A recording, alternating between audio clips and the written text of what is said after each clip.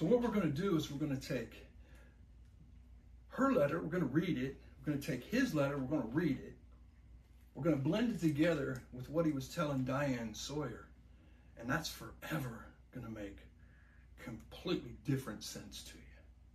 How's that sound? And then we're going to talk about the FBI and the connection that was following them around. And then we're going to show you another story that also connects with these paperwork that Manson wrote in 1965. Yeah, it's another letter from 1965. We got letters from 1959. We got letters from his wife. We got letters from 1965. We're all going to get to them all here today. And we're going to combine these with the Diane Sawyer story and make a completely different story out of what he was telling her. Let's do it. So I was thinking, if you were a writer and you wanted to be an author of a Manson book, this is probably the kind of stuff you should look at. Nobody ever does. Nobody ever does. They always follow Bugliosi's story of what happened in his book. But they never really, they just give him all the credit. They pretend like everything. This is a file that probably anybody could find. I mean, if you spend enough money, because you got to spend money for this stuff. If you spend enough money, you spend enough time, you look deep enough, you could find stuff like this. This was a letter from Manson's second wife, who in high school kind of looked like Rosie O'Donnell, and Rosie looked like kind of like a chick, huh? Now she looks like a dude. But this is Manson's second wife. The story about her goes, in Bugliosi's book, she was a prostitute. But when we look at the United States District Court files for the Southern District of California, that's the federal government. It's the United States of America versus Charles Manson. They were following this cat, and nowhere in it, nowhere did they say that she was a prostitute. Nowhere. Bugliosi made it up. He made it up because they talk like lawyers talk in here, so you can just make anything up. Let's find a little bit more information, what we found out in these documents, because in these documents, when they were following Manson and his second wife and some other girl around, they followed them to Mexico. Mexico had an informant from the FBI following him around in Mexico.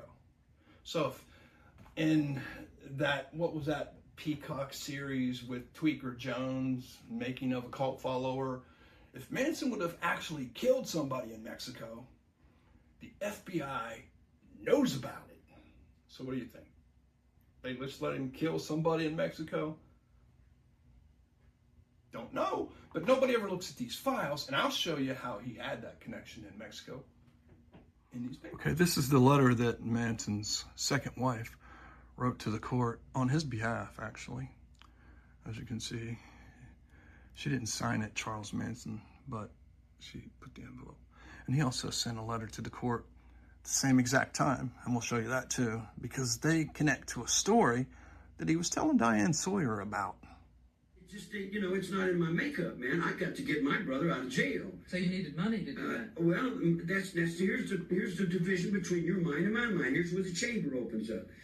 When you get in trouble, you go to your mother. You call up mother. I ain't got no mother to call. When you go to the bank, draw some money, pay a lawyer. I ain't got no money. I can't go to no lawyer. I go to a lawyer, I ain't got enough money. I got a little money, and anytime anybody knows anything about lawyers, when you got a little money, it's taking that. They'll take the little money and let you sue them in court. You dig? In other words, like, I don't have enough money to go to a lawyer to get Bobby. So on May the 30th, 1959, Manson's second wife, Leona Manson, wrote Judge Harry Westover, and this is what she said. Dear sir, I appeared before you on the 25th of June. At that time, I retained an attorney which took all of my capital. He has since then asked for more money. And this here is the attorney. This is them, Manson. He had an attorney. And that was where Leona was living. She got the attorney. And this is the letter on June the 26th to the judge from Manson, right from LA County Jail. And he goes on to say, I appeared in Judge Westover's court last month for a plea on a charge that I did not know much about. At that time, I had legal counsel, but since my attorney has abandoned me due to my lack of funds, would the court at this time appoint legal counsel for me? Okay, let's go back to Charlie's wife's letter. I informed him, meaning the attorney, I informed him that there wasn't any more, meaning money. He has since then informed me, Charlie Manson, that my chances are very slim and advised me to plead guilty and ask for probation. I don't think this is right because I didn't steal that check. Okay, when he says he didn't steal that check in this letter, they were living at this spot here in Hollywood. It's right next to the Magic Castle. Right there's the Magic Castle. Manson's apartment is right beside it. And this is a pretty famous street too, because right there in that parking lot where these palm trees were, that's where he went and shot lots of Papa later, 10 years later. And this is Manson, that's the street, and this is his apartment that he was living in at the time with his second wife. And at the time, he was also working for a guy in Malibu who did have prostitutes. Manson pretty much saved these chicks from being prostitutes and took them on a vacation pretty much across the United States. He got served with papers of lewd and lascivious acts with these two girls. One of them, which would later be his wife, and the other one, she wasn't a prostitute. So Bugliosi made that whole story up, but this is where Manson was living, and I went down to and filmed it one day, walked around, and right down the street, like I said, this is a pretty famous street, right down the street from Manson's apartment is where Janis Joplin overdosed in the hotel down there. That's also a pretty famous spot for people to check out. But yeah, that's where he was talking about. And from this building, he was supposedly stealing checks out of mailboxes. And that's why he was now in jail. Okay, continuing with the letter that his wife wrote after she advised that, Manson to plead guilty and ask for probation. I don't think this is right because I didn't steal that check. And regardless of how it looks, I'll not plead guilty to something that I didn't do. We get a lawyer. And then, here, Leslie and Patty, they said, if we get a lawyer, all they're going to do is lie and take our money anyway. Now, system, blame it on your lawyers. If your lawyers ain't lying and taking the money of the poor people, then the poor people got a court to stand on, and they got rights as individuals for a revolution they fought in 1776 that guarantees rights to a common, ordinary farmer, poor man on the street like me. A rebel. I got my rights in the 76 courtroom. If you don't give me my rights in the courtroom, then I become King George. And I've got all the rights then. And when I stand on the mountain and I say, do it, it gets done. If it don't get done, then I'll move on it. And that's the last thing in the world you want me to do. So the next time Manson had something come up and he was in jail, he just appealed it himself. He never got an attorney then. He just got his wife to write it. And the case was appealed. He didn't even need an attorney. So now he started to realize they're a waste of money.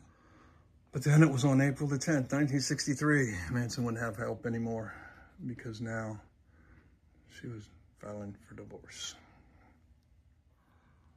So in March 1965, Manson's all on his own now. He don't have a wife anymore, nobody to write his paperwork. So he's back to writing the judge himself. My brother's in jail. Now, understand in my mind, all my life I've been in jail because I didn't have no one to get me out of jail. I didn't have no brother outside. So I spent years and years and years and years just because nobody would come and sign their name and get me out of jail. And the jail couldn't let me out because I didn't have no place to go. So I spent 22 years in prison because I didn't have nobody outside. I can't let somebody that's with me stay in jail. It just, it's not in my makeup, man. I got to get my brother out. Manson told Sawyer that if you're in jail and you have no one on the outside, the system keeps you locked up in a cycle because there's no place to go. It sounds like an excuse, but again, the paperwork tells a different story. Well, in this 1965 letter from Charles Manson, we can see the literal manifestation of this trap about having nobody on the outside. We have the documentation here. Files that pretty much have remained largely out of the public eye, showing that Manson's release was directly tied to the availability of a support system that he simply didn't have. When he spoke to Sawyer, he was just describing how institutionalized he really was. By looking at these court files and these letters, we see that the monster was a product of a system that documented his every failure, but it didn't offer any exit. Dear Judge, I'm writing you to ask if you'll help me get a parole plan. I was told last week that they would have let me out a long time ago, but I had no one outside. Also, if I had a job and someone to go to, that my record was good and I was too severely sentenced and should have been out long ago. It also seems in 1968, I'm still going to have no one outside. You told me more than once my future was in my own hands. Is it? Has it ever been?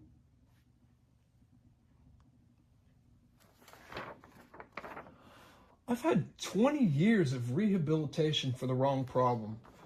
Judge William, I know you as much as I do anyone on the outside.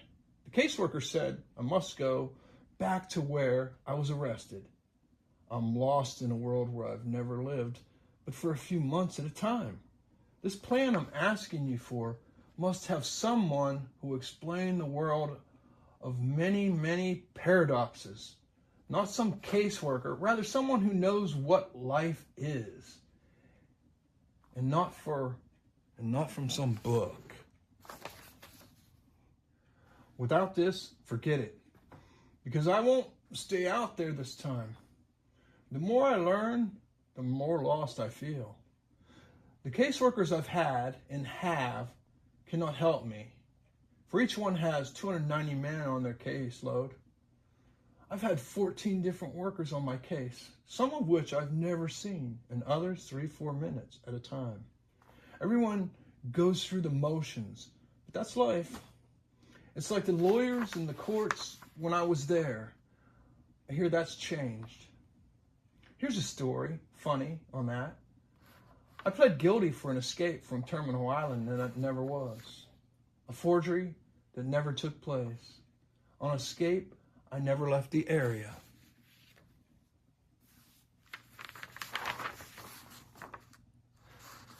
And the forgery, the check was never cashed, signed, or recovered.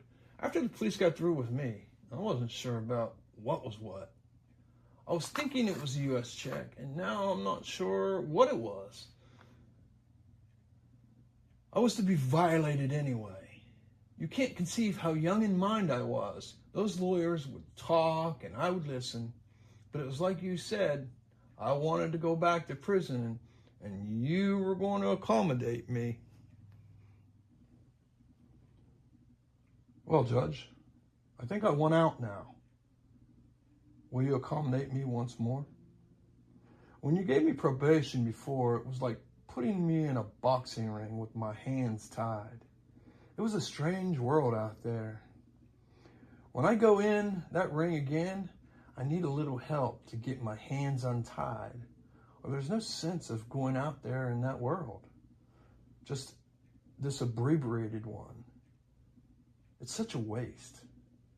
Luck. Charlie Manson. P.S. You may think this letter is crazy, but I think you're a man, just like anyone else. I believe you're real. But the paperwork, it reveals something even more shadowed. Manson's mysterious trip to Mexico City. For years, researchers have wondered what he was doing there. The answer might lie in the man who arrested him, an FBI agent whose name appears in much more darker corners of American history. This agent that was following Manson, he wasn't just a beat cop. Documents from the JFK assassination files identify him as an informant in Mexico City.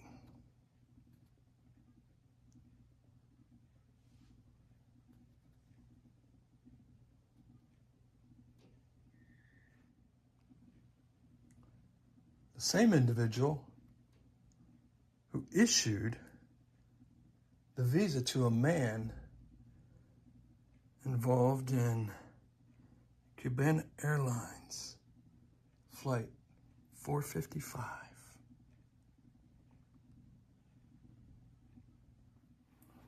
While the agent's stated mission was weeding out Castro sympathizers in Mexico City, the JFK assassination files identified him as an informant. This all predicates the infamous Chaos Projects. It doesn't necessarily prove a conspiracy, but it does prove a connection. Was it all irony? This is the same guy that now arrested Manson for these checks. He also arrested him in Mexico City.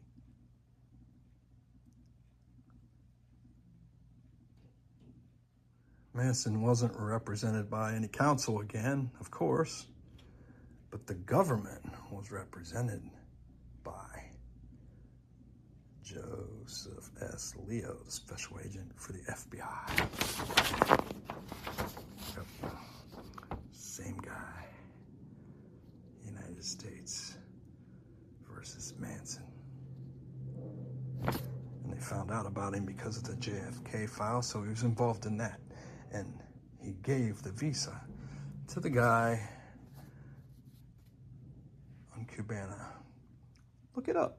Look what happened there. That was the worst disaster in North American history. It started it all there, too.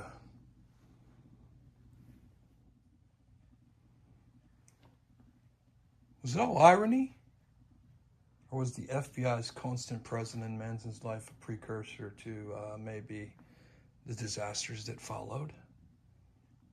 By refusing to look at these documents, the world opted for the monster, the monster narrative, because it was easier than looking at the institutionalized reality. When we compare these letters from 1959, 1965 to the man sitting across from Diane Sawyer, we don't see a cult leader anymore. We see a man whose life was meticulously documented by the very people who claimed that he was a mystery. The truth was always in the files. The files are on the back.